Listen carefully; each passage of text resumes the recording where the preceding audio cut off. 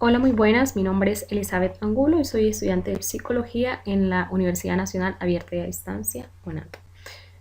Teoría de la personalidad. Introducción. Desde las bases biológicas que rigen el desarrollo del ser humano hasta las creencias científicas de la psiquis humana, el hombre ha tratado de entender al hombre. El campo del desarrollo de la personalidad es sumamente amplio y ha generado múltiples incógnitas en todos los ámbitos, tanto que los filósofos, médicos, psicólogos y demás se han propuesto investigar, proponer y exponer distintas teorías en torno a ella. El cómo se constituye, se construye y se caracteriza la personalidad han sido sus primeros estudios. En este tratado se presentarán las principales teorías acerca del desarrollo de la personalidad. Objetivos. General, analizar las principales teorías del desarrollo de la personalidad. Específicos, identificar las bases del desarrollo de la personalidad, reconocer los principales exponentes, comprender los procesos de la personalidad según su teoría y aprender acerca del desarrollo de la personalidad. Bases biológicas de la personalidad. Bases biológicas de la personalidad. Hipócrates, médico de la antigua Grecia, dedicado a la medicina observable y estudios del cuerpo humano, y era considerado el padre de la medicina, fue el primero en hablar de los temperamentos. Se basó en fluidos corporales para describir los temperamentos al sujeto y así, según el fluido que contenía más sustancia en el cuerpo, era el que dominaba a esa persona. Esos fluidos eran la sangre, la bilis negra, la bilis amarilla y la flema. Los que eran dominados por la sangre eran denominados sanguíneos y su humor cambiaba variablemente. Los de la bilis negra, los coléricos, fuertemente impulsivos. Los de la bilis amarilla se llamaban melancólicos o son caracterizados como melancólicos y normalmente son tristes y soñadores. Los flemáticos, que son los que esa sustancia de la flema los domina, demoran para actuar y son apáticos y muchas veces de sangre, ¿ya? Estos temperamentos divididos en desinhibidos inhibidos, los desinhibidos no les afecta mucho los cambios, se abren a cualquier cosa. Y los inhibidos se recluyen ante estímulos bruscos. Entendiendo temperamento como una cualidad emocional y una conducta estable. Recientemente, en 1963, Alexandro Thomas y Stella Clark, esos esposos, hicieron una investigación para saber si los temperamentos eran hereditarios o eran hereditarios genéticamente o se heredaban en el ambiente paternal.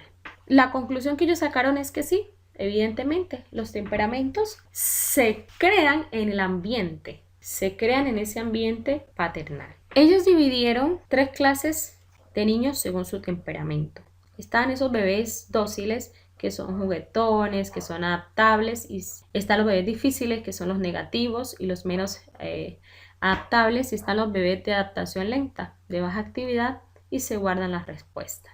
Tenemos algunas dimensiones conductuales: la emocionalidad, que facilita la excitación de la situación perturbadora, la actividad con personas que andan mucha prisa y son vigorosas por lo general, la sociabilidad, son personas atentas con los demás, la impulsividad, son esas personas muy impulsivas o esos niños muy impulsivos, se aburren de manera muy fácil. Teoría de los rasgos. Entendiendo como el rasgo de ese elemento característico que es relativamente estable en el individuo. Hans Eysen, psicólogo inglés, sus estudios sobresalientes acerca de la inteligencia y la personalidad, habló de 3 características que definen la personalidad de alguien. Están los psicóticos versus el control de impulso. Son creados y este comportamiento está en función del superyo. O el psicotismo, o las personas psicóticas son agresivas, son frías, son egocéntricas, impersonales, impulsivas, antisociales, son creativas y también son duros. La extraversión versus la introversión. La extraversión es fácil de observar, es lo que se ve en público, ¿ya? Y por lo general estas personas son sociables, vivaces, activas, asertivas, despreocupadas, dominantes, audaces y están en búsqueda siempre de muchas sensaciones. Está el neuroticismo versus la estabilidad emocional y estos son heredados, ¿ya? Los neuróticos son ansiosos, depresivos, tensos, irracionales, tímidos, malhumorados, con baja autoestima y siempre tienen ese sentido de la culpa. Alport, hablando del yo o del propio, entonces dice actividades objetivas y valores que se desarrollan con el paso del tiempo. Eso es lo que él creía. Con el paso del tiempo lo vamos desarrollando. Y habló acerca de algunos rasgos. Los rasgos cardinales son características de una persona y cualquier acto es elocuente de su influencia. Los rasgos centrales son más característicos de la persona y los secundarios evidencian permanentes y generalizadas. Vamos a hablar de Cactel, quien dividió los rasgos por su origen en constitucionales, que son biológicos, en los ambientales, que se rigen por el ambiente, por sus contenidos en aptitudinales, que tienen la solución de todos sus problemas, temperamentales, peculiar, dinámicos, se mueven por la motivación, y rasgos de superficie, son los observables, pues están a la vista y correlacionados. Y los rasgos de fuente están, estos salieron de los estudios, ¿cierto? Y los dividió en dos, en los reservados y en los extrovertidos. Estos, por nombrar algunos de los reservados, como simples, estables, humildes y serios. Son tímidos, confiables, prácticos, sinceros, relajados. El extrovertido es inteligente, neurótico, asertivo, alegre, imaginativo, perspicaz, experimental, autosuficiente. En la teoría del aprendizaje vamos a ver unos condicionamientos. La teoría del aprendizaje creía en la conducta observable, o sea, el aprendizaje a través de la experiencia con el ambiente. Y Pavlov, que es uno de los principales exponentes, hablaba de un estímulo clásico. Ese estímulo era inicialmente neutral por ser desconocido. Entonces, al ser desconocido, ese estímulo no permitía, ¿cierto?, alguna alerta al sujeto. Y hablaba de un estímulo y ese estímulo tenía una respuesta. Entonces, a mayor respuesta de distinto estímulo, hay más excitación por parte del individuo. Skinner nos hablaba de un condicionamiento operante, que es el estímulo no obliga al sujeto a comportarse de manera distinta, pero la respuesta sí. Y entonces hablaba acerca de la recompensa y el castigo y el refuerzo. Entonces el refuerzo sigue a una respuesta y efectúa la posible recurrencia de la respuesta en el futuro. Ese castigo a la respuesta y esa recompensa a la respuesta. Watson nos hablaba de la reacción emocional condicionada. Entonces la asimilación del estímulo es lo que se reacciona o se relaciona con el estímulo anterior. Yo tengo un estímulo, busco, pienso, se relaciona, entonces actúa en base a esa relación. Teoría cognitiva. La teoría cognitiva tiene 3 exponentes y uno de ellos es Jean Piaget. Jean Piaget es reconocido por sus aportes en el estudio de la infancia y por su teoría constructivista. Era un epistemólogo y biólogo suizo y es reconocido como padre de la epistemología genética. Él habló acerca de 3 características o de 3 etapas para el aprendizaje. El primero es la asimilación, es la interiorización de un objeto para tomarlo por ejemplo o comparación. El segundo es la adaptación, la manera como las personas presentan o comparan momentos objetivos, vivencias para hablar de alguna concordancia. La acomodación frente a un nuevo esquema, surge la modificación del anterior. Hablo de 3 etapas para ese desarrollo de la personalidad. El primero es la sensomotora, que va de los 6 a los 2 años. En esa etapa se usan los sentidos y reflejos, la motricidad para manejar los objetos que le llaman la atención. En la etapa preoperacional de 2 a 7 años aprende a interactuar con el medio, aunque son muy egocéntricos. En las operacionales concretas de 7 a 11 tiene un razonamiento espacial que se desenvuelve en lo social. Comienza a usar la lógica, entiende los conceptos como espacio, casualidad y velocidad de tiempo. Y en la operacional, en camino a la adultez, el individuo se logra tener razonamiento más lógico y es capaz de resolver operaciones matemáticas más complejas y son un tanto hipotéticos. Kelly nos habló de los constructos, que es un sistema de constructos que forman las personas, ¿cierto?, para darle un significado a los eventos. Él decía que las personas estábamos constituidas por constructos y a esos constructos pues le damos ese significado. Y Bandura, quien fue el que utilizó la palabra esquema, lo define como un sistema de estructuras y entrelazados responsables del pensamiento de un estímulo y respuesta de conducta asociada. Bandura pensaba que los humanos éramos o somos seres complejos, únicos y activos, destacados en pensamiento y en autorregularización. Entonces hablaba de la autoeficacia, que es la capacidad de mantener las situaciones que se presentan de la manera para poder recibir lo que se desea. Teoría del psicoanálisis de la personalidad.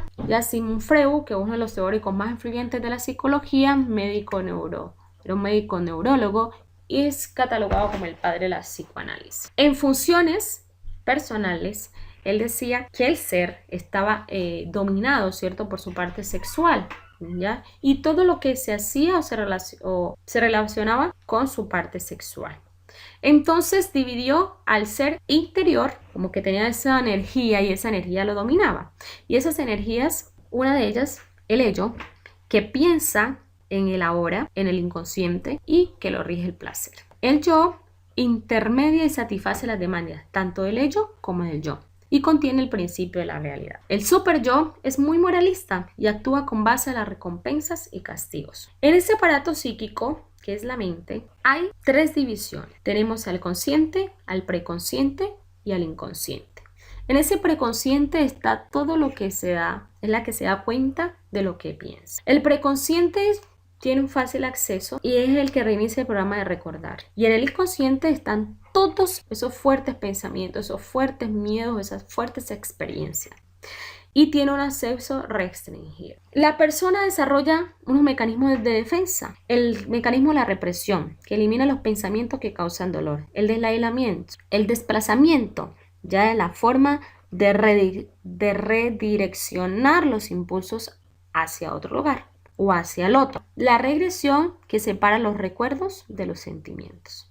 Y en el ser humano hay unos impulsos básicos que son la agresividad. La parte sexual es el impulso llamado impulso de vida, el instinto de vida, y eso nos garantiza la supervivencia. En cambio, la agresividad es el impulso de la muerte que arrasa con todo. Y vamos a ver las etapas, ¿cierto?, de ese desarrollo del ser humano. Y comienza con la oral de 0 a 18 meses y siente ese placer en la boca. Se rige por el placer y ese placer está en la boca cuando succiona el pecho de su madre. El anal, que va de los 18 a los 3 años, ese placer está en la zona anal y cuando retiene y expulsa sus heces, ahí siente ese placer. La fálica, que va de los 3 a los 6 años, descubre sus genitales y se siente atraído por el progenitor del sexo opuesto. La latencia, que va de los 6 a los 13 años, disfruta compartiendo con los compañeros del otro sexo y en ese momento baja la libido. La etapa genital, que va de los 13 en adelante, ¿cierto? En esa etapa están los impulsos sexuales a flor de piel. Y por último, la teoría humanista de Carl Rogers, ya, que es un psicoterapeuta más influyente, un psicólogo, y fue el primero en implementar las prácticas de la supervivencia. Esta teoría se basa en el desarrollo humano. La persona se desarrolla y conforme se va desarrollando va construyendo su personalidad. Y hablaba del self y entonces la persona se desenvolvía en un campo fenomenal del mí, del yo y el self. Hay un self ideal y un self real. El self ideal es lo futuro, lo que anhelo ser, lo que me gustaría ser, lo que me gustaría oír de mí. Ya son esas metas. El ser real es lo presente, lo que somos, nuestra esencia. El self no controla la conducta de la persona, sino que es la persona misma, el sujeto mismo, que se controla, ¿ya? Ese ser tiene que ver con el autoconcepto. Y para ese desarrollo vamos a mirar cómo es una persona altamente funcional. Él hablaba de 7 factores en una persona realizada, ¿ya? En una persona altamente funcional. Y entonces hablaba de la apertura de la experiencia, la aceptación de las emociones ante la situación que se vive, de un estilo de vida existencial. Se vive plenamente sin prejuicios, de confianza en sí mismo, toma de sus propias decisiones y no se restringe por códigos externos, de la creatividad, las personas que son innovadoras, de un carácter constructivo, que aprovecha los momentos de dificultad para crecer, del desarrollo personal, que vive con constante progreso, de libertad de elección, que incorpora nuevas fases de comportamientos positivos para su desarrollo. Y ese desarrollo y esa autorregulación